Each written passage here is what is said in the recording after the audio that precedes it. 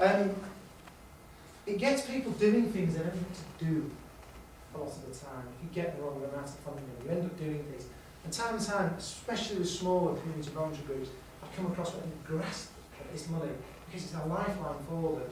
And then they get embroiled in doing things they're just not really interested in. And that, it drains you so quickly, it's unbelievable. And then, you know, it's like that money's running out, and even though it was bad, you grasp at the next lot, and it just grinds you down. Rather than sort of saying, you know, I don't care. I really don't. But it drives the staff balmy.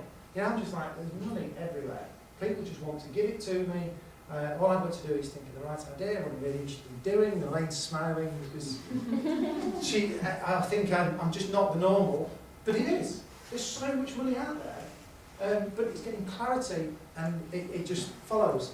It forces people to count on things.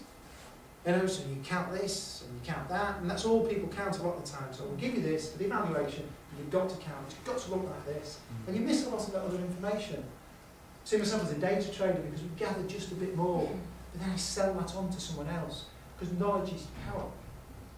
You know, it's a knowledge economy apparently that we're all in.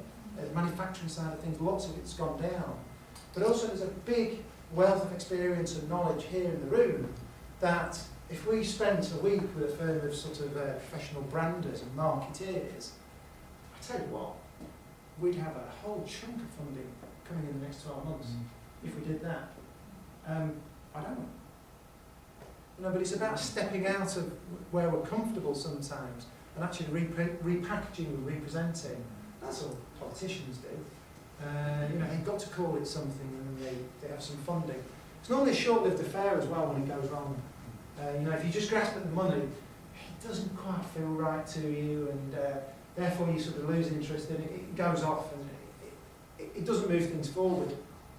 So, but we live in a world where money makes things go round, but it's just an exchange. That's all it is. And a lot of the time, what we find is sometimes you don't need the actual money.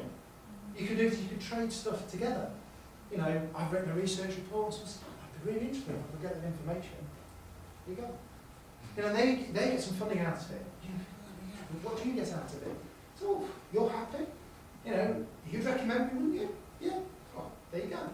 And then you get a phone call out of the blue 6 months later. You know, oh, I went to a meeting and you know, Kath said, "No man that can, give him a ring."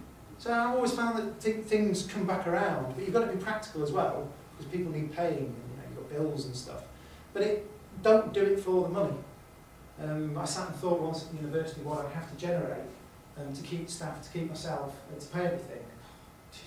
And then I just thought, no, as long as I keep focused on projects that are enjoyable, I'm absolutely convinced, beyond a shadow of a doubt, that the money will just come. And the staff are beginning to believe.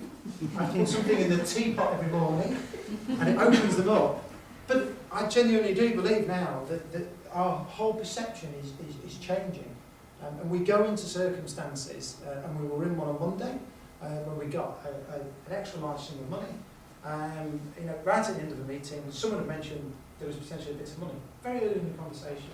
And I banked it, because I thought, they said, "What do you want? Leadership or money?" And I thought, "Oh, right, you just told me what they're prepared to give me." So I thought, I'll have both.